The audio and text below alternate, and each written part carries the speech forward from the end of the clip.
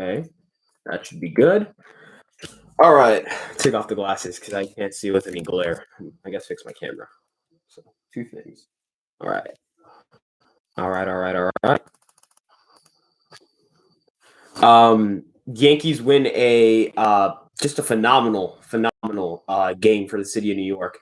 I think the 9/11, if the Yankees and Mets are scheduled to play a game that day, I did see some people suggest maybe the Yankees and Mets should not play on that day. And if that's how you feel, I completely respect it. But if the Yankees and Mets are going to have scheduled games on that day, I think it should be against each other. I think the ceremony, I think it helps obviously that the game was phenomenal. But the ceremony, just the unity, just it was great to see the city really alive. With COVID and all those things, it's definitely been less alive over the last few years than it usually is. And so seeing Citi Field the way it was with Yankees and Mets fans and just the energy, it felt like a playoff game. And that was a huge game for both teams. Both teams are really slipping playoff standings, and the Yankees desperately needed that win, and they got that win. I know that I know you got people going nuts in the chat. Look, that was like a gut-wrenching game. I thought that had loss written all over it. Dude, I thought the Yankees were going to lose that game the entire time. Like after the first 3 runs scored by the Mets, it just had loss written all over it. Thank you. But shout out to everyone in the chat right now.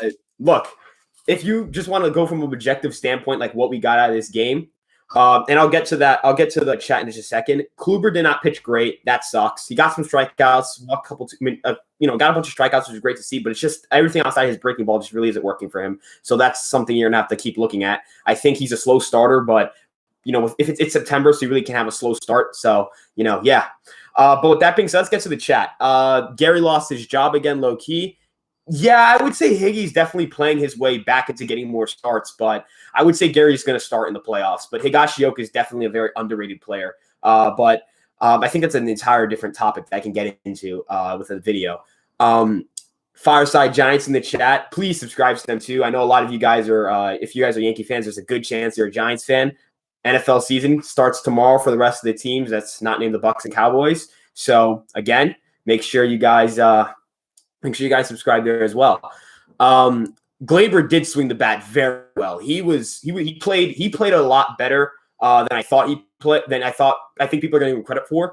He had a bunch of well hit balls. His approach at the plate is kind of going to have to shift now without the juiced balls. He was never a high power guy in the minor leagues, and so he's going to have to shift to a more contact oriented or just a more like extra base hits kind of guy with a high OBP, and I think that's a good role for him. I think this can start a winning streak, and I would love to see Clark Schmidt on the bump tomorrow. I think Clark Schmidt should start tomorrow. I am going to be checking for updates to see who's starting, but it should be Clark Schmidt, in my opinion. You can get something with Schmidt, and I don't think you're going to get that same thing with Heaney. Even though I love the Heen dog, he's not a good pitcher. So objectively, he's not very good at his job, and he should not start. Trade Judge for Correa, JC Correa. You know what? I'll take you up on that offer. Not Carlos, but JC. I'll take you up on that offer. Broncos fan here. Please beat the Chiefs. Not a big believer in the Broncos this year, but I believe in their defense. And if they can beat the Chiefs, that'd be great. I don't have anything against the Broncos. I have more against the Chiefs than I do against the Broncos because the Chiefs are really good. But yeah. If Pete hits that ball just a little bit better, that ball's gone. But at the same time, I would say like for the McCann one, he did not barrel that ball. There's a Chad Green question right after, so I'm definitely going to tie these two together. But for the first one, yeah, Pete is definitely like he was an inch away, not even an inch, like a centimeter away from sending that one over the Big Apple. And it's just a matter of walks and some really bad starts, some really, really, really bad starts. Not walks, starts, excuse me, walks, really bad walks for Abreu and relievers in general. You just don't want to be giving up walks in those big situations. But I think Abreu has potential, and he's going to work those little issues out over time. What's going on with Chad Green? Chad Green, that ball I don't think it was a bad pitch. It was placed pretty well. He's just kind of struggling a little bit as of late. I think you give him a couple of more innings to kind of fix his confidence, and he'll go back to being his normal Chad Green, giving you a bunch of innings, being effective, getting strikeouts, all that stuff. Urshela's, yeah, he's been really bad. His play discipline is really terrible. He's not getting barrels at the rate you'd like him to get barrels at. He's just looking really lost. Maybe he turns it around, but he's definitely someone that's a candidate to go in the offseason as the Yankees go out and search for a shortstop. Yeah, Higashioka, I'm a big Higashioka guy. I really do think that Higashioka is a very underrated player on the Yankees, and I think he deserves to get a look at the starting catching spot. Start Heendog, so yeah, that would be funny. I understand what you're saying. Heaney getting a Heendog bump day for RBW would be pretty fun.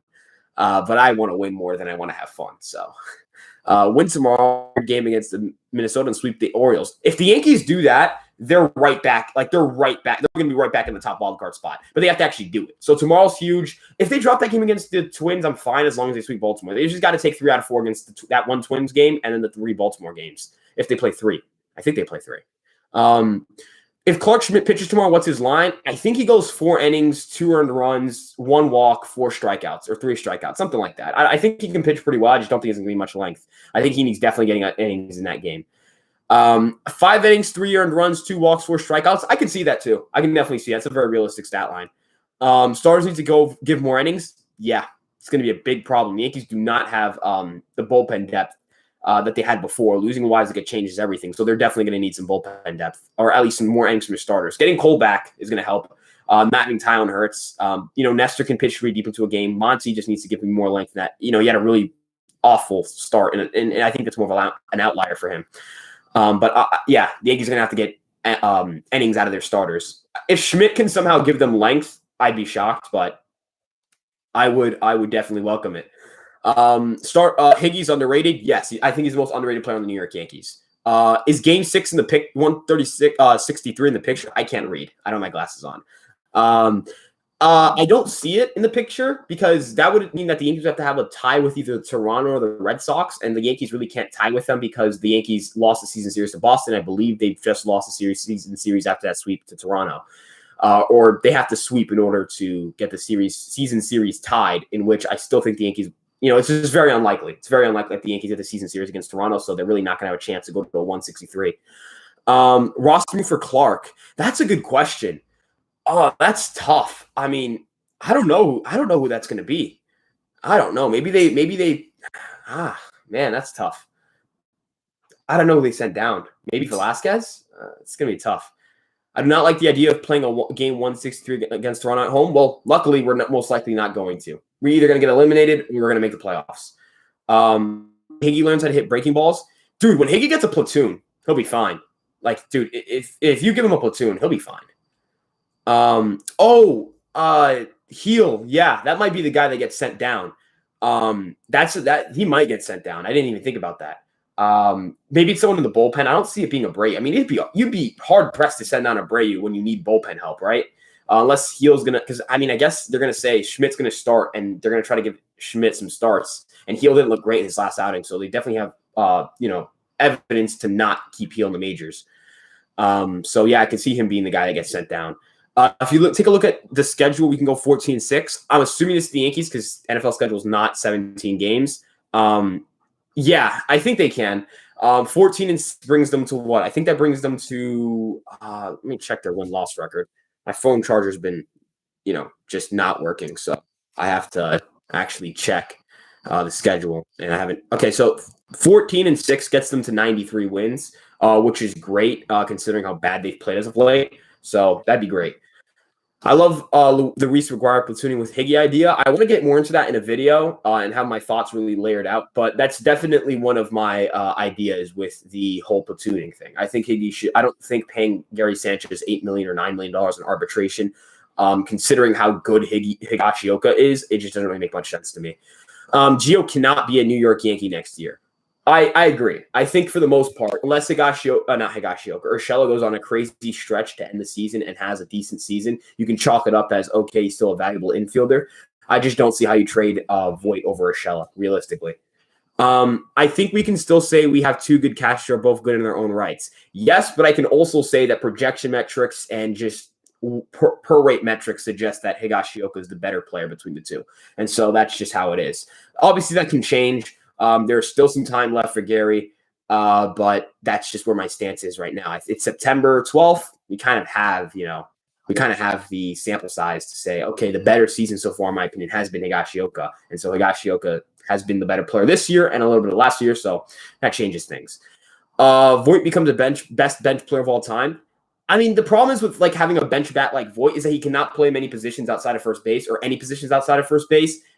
And so that kind of that makes you really struggle with keeping him behind the plate, or not behind the plate, keeping him on the bench, because you really can't plug him into the field after that. You're gonna have to kind of take him out of the game, and that's just not a great situation. Higgy is a great defender, phenomenal defender. I think in college strikes above average, which is a per rate metric on baseball prospectus, per rate meaning it doesn't, it adjusts for, it kind of puts everyone's volume at the same level. Higashioka ranks, I think, second or third in that metric. He is legitimately one of the best framers in baseball. He's great at that. With robotic umpires, that changes things, but we don't know if we're getting that. I guess the CBA is going to be a big thing for whether you keep Gary or not. Big dub, yeah. Oh wait, we already read that one. I think we should just start Luke. Yes, but I think that's the game plan for 2022. Just put Luke Voit back at first. Glaber had some great swings today. Looked a lot better. Voit in right field, I think his legs would he's just so injury prone. I cannot put him in the outfield. I don't think he's it's a nightmare situation. I don't trust him with any ball. I don't see us resigning Rizzo. I'd agree. I don't see the Yankees really paying money for first baseman unless, they have like a cheap option for shortstop secured and they just have money to spend. But I just feel like spending money just to spend money is pretty stupid. So I wouldn't do it. It's beautiful watching Iggy frame. Yeah, it is. It's a great thing to watch a catcher who can frame. This isn't a knock on Gary. I'm not saying Gary's Higashioka being better than Gary's an insult to Gary, because I think Higashioka is very good. I don't think it's bad to be worse than Higashioka as a baseball player or as a catcher. Javi did his best Glaber impression today with that bad throw. Mm-hmm. Yeah, that was he's a friend. He's a friend of the channel. He's a friend of Ryan Garcia YST. He's a Chad. He loves me. So he had to make that throw just to help me out, O'Day is going to be hurt for the rest of the season. He's out for the season. DJ is the only lock in the infield because of the contract. Yeah, legitimately only because of the contract. If you hit free agency this year, the Yankees would not be resigning him. Unfortunately, the Yankees didn't get this year to evaluate him for the contract. You just got to live with it. I don't think it's going to be a terrible contract. I just don't think it's, you would look back and do it again. What do you think we can get for Gary? I think the Yankees could get like a corner outfielder or like some pitching prospect, something like that. I think you'd be giving Gary up to a team that, maybe like the Marlins. I think they could use him. Maybe. But I got to look more into it. Should we pick up another reliever this offseason? But just someone cheap. No one expensive. Get depth, right? You don't need picking up like the Litkeys of the world, guys who you think have potential. That's always the best buys you can make. Javi and pinstripes would be kind of chills. Yes, it would be, but I don't see it happening, and I don't think if you're going to go long-term with a shortstop, you should go long-term with anyone other than Correa, and maybe Trevor Story. But Baez on like a 3 or 4 year deal would be an incredible contract. I love Javier Baez. This game will be a turning point. I think the team will get hot again. Yeah, I think they definitely could as well. Easier part of the schedule. Carrasco hasn't pitched great this year. Now, obviously, because I said that, he's probably going to throw like 7 scoreless. He hasn't pitched great this year. The Yankees can definitely jump on his pitches. He gives up a lot of home runs. His spin rates are down across the board compared to last season. So, tomorrow's a big game, and the Yankees can definitely win it. Gary and Chapman's on the contract. That could work. That definitely could work. And in that deal, you would actually be unloading like $26 million. It's actually insane how much money you'd be trading. So the Yankees could definitely be interested in that. But they'd have to eat up some of the salary. Probably be trading away like $17 million of that money. And then not really get anything back in return. But I'm cool with that.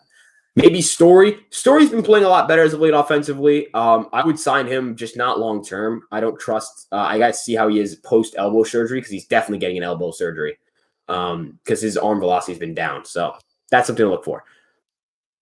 Trade Chapman would be Britain, but yeah, the injury, and find cheap options. Yes, I agree with that 100%. But he has a no trade clause, so you got to remember.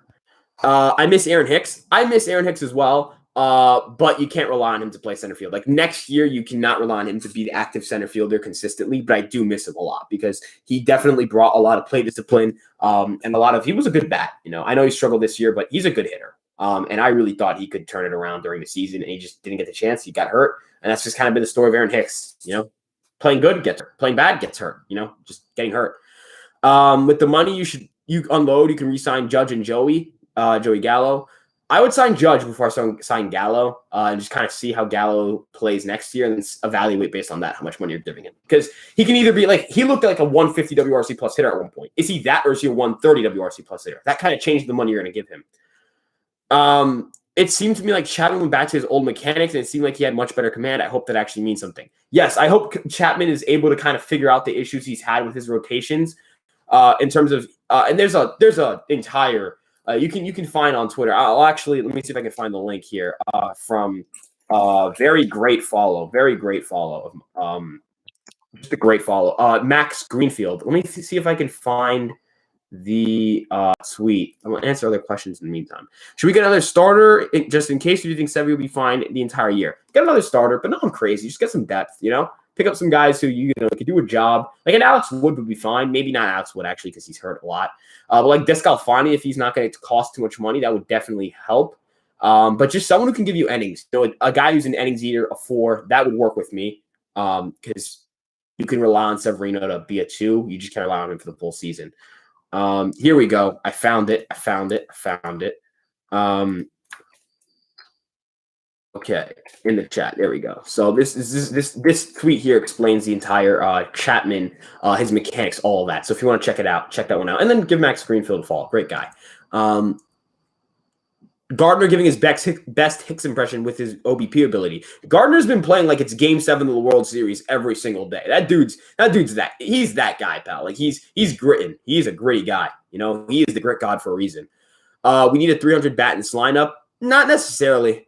We just need a good team. Not a good team. Excuse me. We need good hitters. We just need guys who can, 3 things you really want to look at for a hitter that you want. Isolated power, you want that cranked up. Base running, cranked up. And walk rate, cranked up. That's the only 3 things you need to look at for offense, really. Obviously, WRC Plus incorporates a lot of things, so you can just look at WRC Plus. But for projectability of that player, those 2 tools, isolated power and your plate discipline, so your walk rate, that definitely matters. Graveman on the Yankees, who says no. He's going to demand a lot of money, so maybe the Yankees. D-backs just beat the Mariners. Thank God. Kind of take him off our tail a little bit more. That's good. What do you think of Gallo center field, Hicks to left field? Just don't see it happening with Hicks in the center field anymore. I agree. Hicks is like a negative 13 defensive run saved guy in his last 1,200 innings in the outfield or in center field. He's not a good defensive center fielder. And I think that might be causing him injuries because he's, playing a really tough defensive position and he doesn't have the athleticism to do it anymore. I would say Judge plays center field. But Gallo at center field is fine with me too. I don't mind either way. Let me see if the starter has been announced. I'm going to check that right now. I don't see anything right now about starters. So that's great. We're not seeing anything about starters. This is great. This is great stuff right now. Did you see the Blue Jays annihilate the Orioles? I didn't see the final. Oh, my God. They dropped 22 runs in 14 innings against Baltimore. I don't think we scored 22 runs against Baltimore all season. That might be a real stat. Jesus Christ, Tanner Scott got lit up. Oh my God. Jesus, that's oh God. Orioles just freaking suck, man. It's an embarrassment that we lost a series to them. That's really bad. Let's see. Did you please Clark Schmidt be Clark Schmidt. Yeah, I want it to be Clark. I really do want it to be Clark. It's not going to be Garrett Cole. I wish it was. Trade Sanchez, Chapman, Gio, ride with Cole, Severino, Monty, Tyone, Heel, cheap starter, get comfortable relievers, get Story, buy as VR. I wouldn't trade Herman. Unless someone's giving me a good value, I wouldn't do it. You need the depth. You just need the depth. Like, I think Herman's an all-human being, and I hate having him on my roster, but he's depth, man. He's a depth starter, and we kind of need that, and I would not trade that unless it's in a package to get something we need. Like, if you could trade him and get, like, a better starter who's maybe, like, a rental, sure. But I'm not going out and, like, trading him to just trade him, if you get what I mean. Or like freeing up money to get a starter, that's cool, but you just can't do it you can't hurt your pitching depth and not replenish it. And then get Story, Baez, and VR or VR, not and. Obviously, you didn't suggest just get those three guys.